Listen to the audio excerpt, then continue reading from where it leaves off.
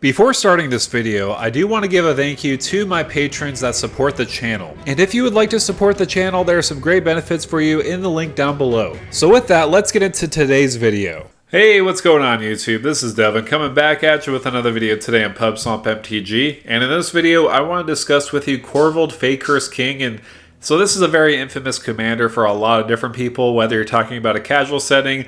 A lot of people don't like playing against this card, but in competitive settings, this isn't too bad. Obviously, in Jund colors, you're not going to have access to blue, so there is that downside. You're not going to have counter magic, but there's a lot of upsides because obviously you are in Jund colors. There's a lot of explosiveness that you can take advantage in those colors, and of course with Korvold being a card draw outlet in the command zone and a little bit of a combo outlet in the command zone, this is a really good commander overall, especially if you're just getting into CEDH. This is a very powerful one that could really win you games. And so the reason why I wanted to make a deck tech out of Korvold today is for two things. I've been wanting to make Korvold for quite a while on this channel because it's one of the first CEDH decks that I brewed around because, of course, he is a dragon after all, and I'm a sucker for dragons. And the second reason is because we did get a new Chinese New Year, or also Year of the Dragon special promo art, and I can't tell you how excited I am. I'm a sucker for art, and so that's actually the real reason why I got into Magic the Gathering in the first place. Is I looked at art pieces and I'm like,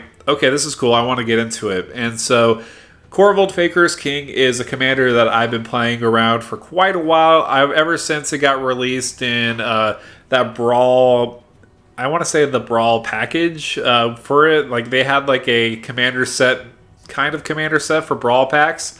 And Korvold was the face of one, and so I grabbed that one, and I built around it, but I've then built around it for Commander, and honestly, I got hated out quite a bit in casual settings with Korvold, so I decided, okay, let's see what we can do in CEDH with it. So I tweaked it a lot around a bit, and so it's pretty good. I do like it. I do like the fact that it's outside of the norm. You're not really having blue to rely on as far as counter magic, but you do, again, have that explosiveness that Jund can take advantage of, especially with mana rituals, also sacrificing things.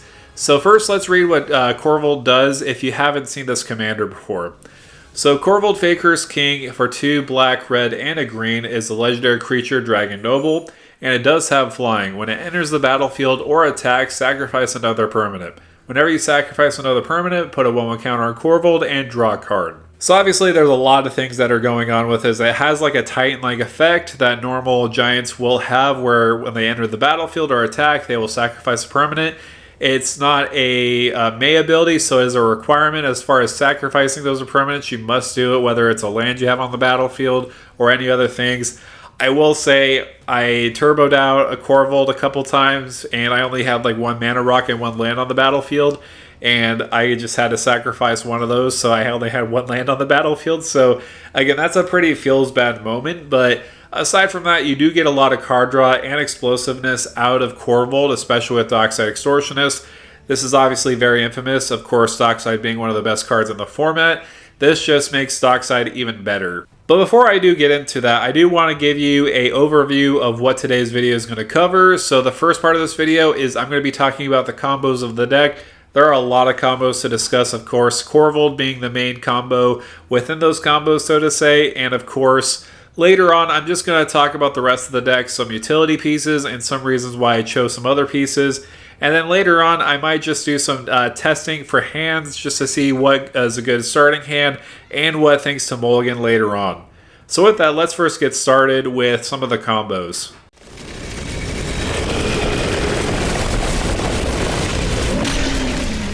So I will say there's a lot of great combos in this list that I do want to discuss. The first one I do want to mention is Chain of Smog and also Witherbloom Apprentice. So the idea around this combo is very compact, clean and simple. When you have Witherbloom Apprentice on the battlefield, it has that Magecraft ability. Whenever you cast or copy an instant or a sorcery spell, each opponent loses 1 life and you gain 1 life. And with Chain of Smog, it does have that ability of target player discards 2 cards from his or her hand. That player may copy the spell and may choose new targets for that copy. So when you do have Witherbloom Apprentice on the battlefield, when you cast Chain of Smog, you're going to target yourself each time. With each target, you're going to be copying it, so Witherbloom will see that, draining everybody for 1 and you gaining 1. You will be basically discarding your whole entire hand, discarding 2 cards each time, but that's a small downside for draining the table. So what I do like about this combo is the fact that it's very clean and compact. It only relies on 4 total mana just for 2 cards.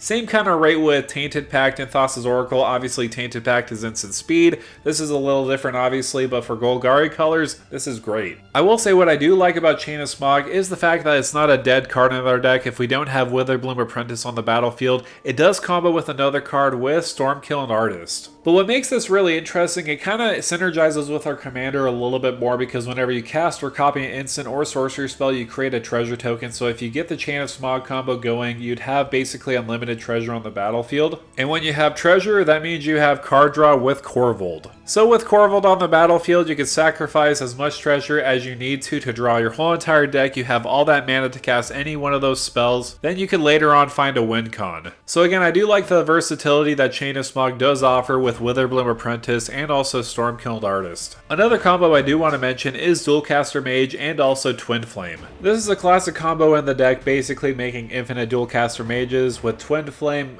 swinging in with them and winning the game that way. Another combo that relies on Dualcaster Mage is Dualcaster Mage, Sawn Half, Dockside Extortionist, and Mayhem Devil. I know it's a little convoluted with the amount of steps with this. So essentially what happens is, say for example you have a Dockside Extortionist on the battlefield and you Sawn Half it. In response to that, you'll cast Dualcaster Mage so that you make a copy of Sawn Half. Then you'll Sawn Half Dualcaster Mage, making 2 Dualcaster Mages on the battlefield. Because you have 2 Dualcaster triggers, you're going to copy Sawn Half twice. With those 2 copies on the stack, you're going to target Dualcaster Mage for 1, then Dockside Extortionist for the other, then repeat that process as many times as you'd like, having infinite treasures on the battlefield.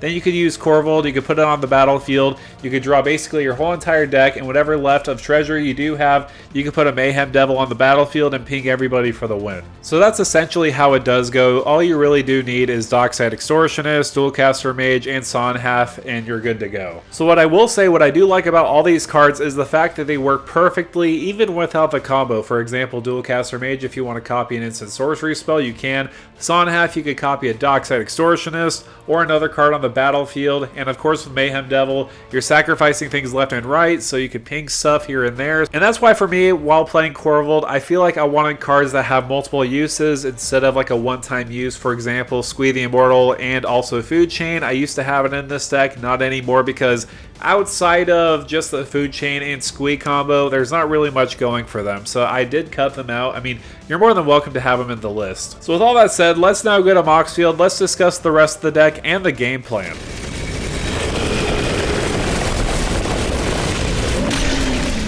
Alright, so here's my Korvold Fakehurst King deck list. You can check it out down below in the description, in the Moxfield link. Obviously, this deck list might change here and there, depending on when you view this, whether you view this from a couple days from now or a year from now. It might not look like it on the computer screen compared to what you look at on the Moxfield link.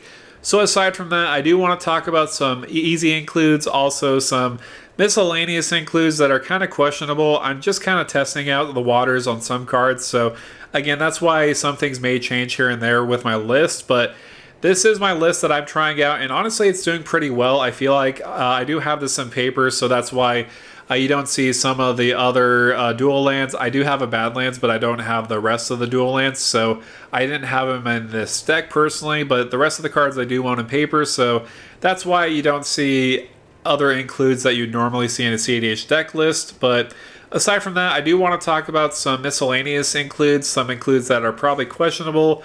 The first one is Minsk and Boo Timeless Heroes. So recently I've been watching a couple of videos made by comedian MTG, and he's pretty high on Minsk and Boo, and I can see why it's a very good card draw outlet as a legendary planeswalker. So I feel like it's really good in this list because Korvold, obviously, he wants to be sacrificing things when he enters the battlefield or when he does attack. With Minsk and Boo, when he enters the battlefield and at the beginning of your upkeep, you're going to be making a 1/1 on the battlefield with Trample and Haste.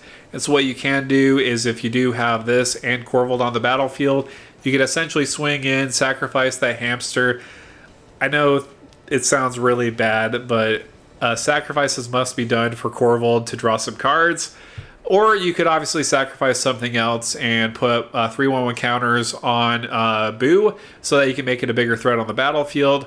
Also, you could do the -2 ability so that you could remove something on the battlefield and draw X cards if it is a hamster. So obviously, this is a pretty good include, I feel like personally. Again, I'm going to be testing this more and more. It's not in your typical Korvold list. The only reason why I'm kind of hesitant on it is obviously we are in an ad nauseam strategy, so Minsk and Boo being 4 mana and having a lot of 4 mana cards might be debatable because obviously we want to have our list as trim as possible.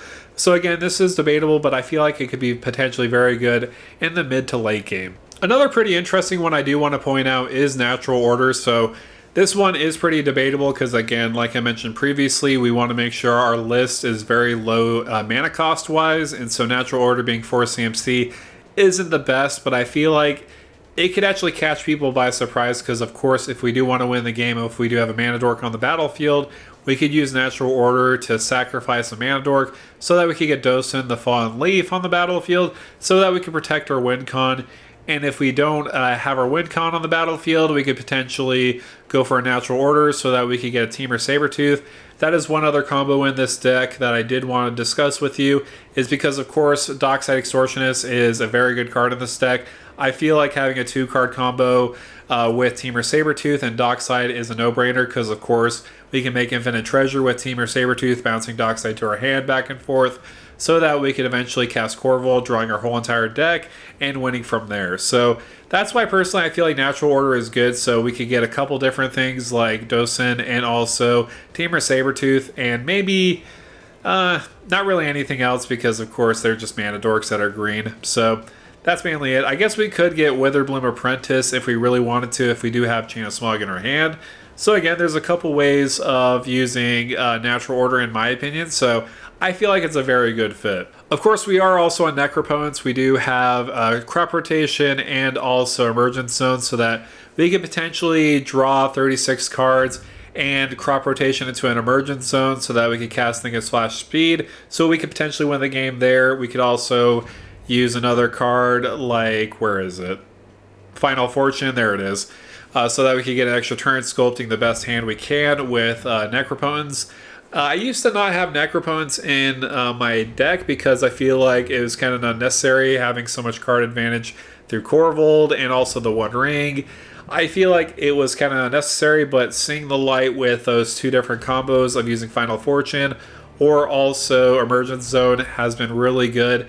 I will say it's a double-edged sword because you could really draw into some amazing cards, but you might not draw into a Final Fortune or a Crop Rotation.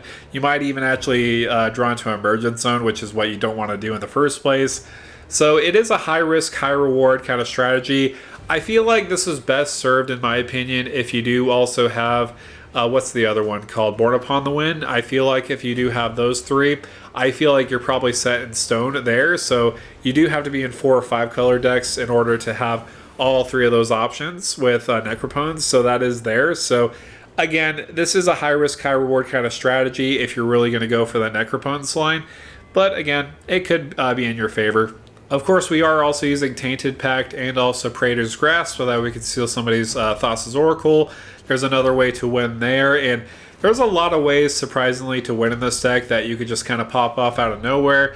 Obviously, you want to be using a lot of reanimation spells like Animate Dead, Reanimate, or Unearth, so that if you cast a Dockside Extortionist, you can then cast Korvold, sacrifice the Dockside Extortionist with Korvold's Enter the Battlefield trigger, reanimate it with Animate Dead, or again Reanimate, so that you can then put Dockside back on the battlefield, so that you could draw more cards and put more treasure on the battlefield. So there's a lot of ways where you could really pop off, and that's what I do really like about Jund. It's a very explosive color, one color combination that I'm really fond of. Of course, we do also have 2 ways to protect your win cons. Dosen I already mentioned. Also, I am on Defense Grid because, again, I feel like, especially if we don't have blue in our color combination, we do need ways to protect our win cons. I don't think having just Pyroblast and Red Elemental Blast will do the job. We do need to have more protection lines, so I do feel like those are good options. I will warn you, though, with Dosen, or even I would say Defense Grid, they could potentially King make the next person to win the game, because If you just cast one of these on the battlefield, then pass the turn, you could potentially make somebody else win the game. And honestly, you really want to be casting these only when you're going for the win on that turn, on that spot.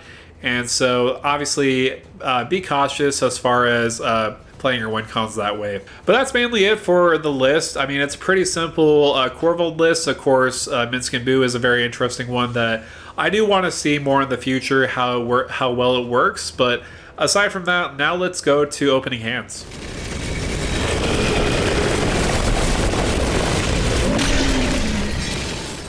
Alright, so here we are on our first opening hand, and it's kind of decent. We do have Tainted Pact and also Chain of Smog in our hand, two parts of a combo. But I don't think it's that great. I mean, what we could do is we could turn to Dockside with Invasion of Ikoria. Depending on how much mana our opponents have, it could be decent. We could also Eldritch Evolution into something from that Dockside to get maybe a... I mean, we could get a Witherbloom Apprentice, so let's try to play this out. Let's put a Overgrown Tomb on the battlefield, Mana Crypt, and then we'll pass after that, and then we'll... I forgot to draw, by the way, on that first one, so don't mind me on that. So, turn 2. We'll draw a card. Soul Ring is actually very good, because obviously we could make more mana off of that. So we could cast Windswept Heath, we could crack it. I'm just going to say we just searched for a red and a green source. And then we play Soul Ring to tap Mana Vaults. We have a colorless floating. So then we could cast Invasion of Ikoria for a Dockside. And then Eldritch Evolution on the next turn. And then we could get a Witherbloom Apprentice. And potentially win from there, depending obviously if we get another black source. But we could also go heavy into the Tainted Pact. But actually, this was a pretty good opener, not going to lie. Alright, so the next hand, we do have a Dockside Extortionist in our hand. We do also have a Simian Spirit Guide, Marsh Flats, Gamble. This is actually a pretty solid hand. My only complaint is I wish we had one more mana to protect our Dockside with Veil of Summer. But I feel like it's a pretty decent one. A very risky hand because, of course, we just use Simian Spirit Guide, Marsh Flats, but we don't get any mana for the rest of the game. That might be a downside, especially if somebody basically ruins our Dockside plan. But I do like this hand a lot for what it does, so I feel like this is a good keepable one. And so here we are on the next hand, and I feel like this is actually not a good hand. We do have 4 lands in our hand, a Tinderwall, Lightning Bolt, and also a Grinding Station, so this is an easy pass. Alright, so here we are. This is another pass. I mean, this could be potentially deadly, but again, it's not a good hand. I feel like Culling Ritual might be debatable on it, but what we could do is put Blood Pet on turn 1, turn 2, put Talisman of Indulgence, and then turn 3, potentially wipe the board with Culling Ritual and potentially casting Korvold. But I don't think it's a good hand enough to put Korvold out on the battlefield with nothing to essentially go off of, so we're going to go to 6.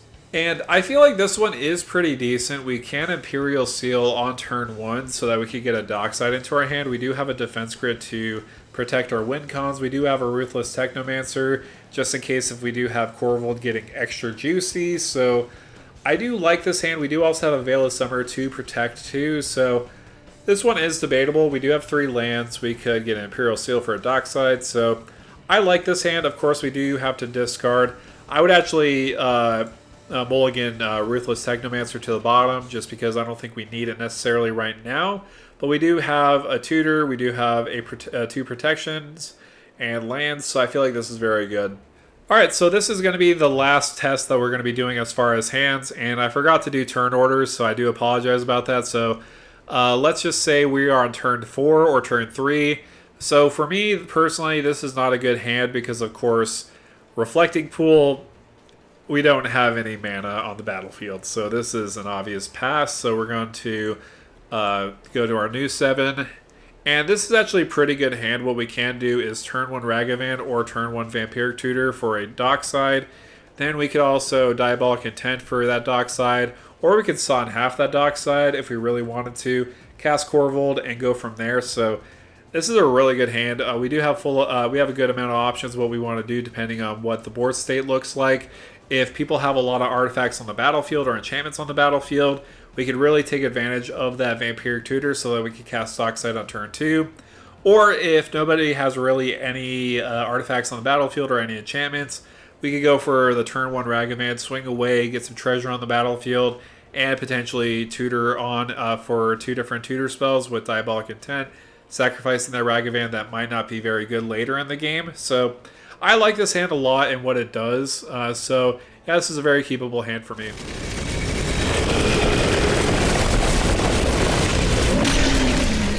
Alright, so that's going to do it for me, guys. Thank you guys so much for coming by and watching this video on Korvold Fakir's King. I know this is a pretty old commander ever since 2019 with Throne of Eldraine, but this is just a commander all-star as far as CEDH goes. I feel like this is going to be pretty timeless. Maybe until the time that potentially Dockside Extortionist gets banned in the format. I don't think it will, but if Dockside Extortionist ever does get banned, I feel like Korvold will be powered down quite a bit.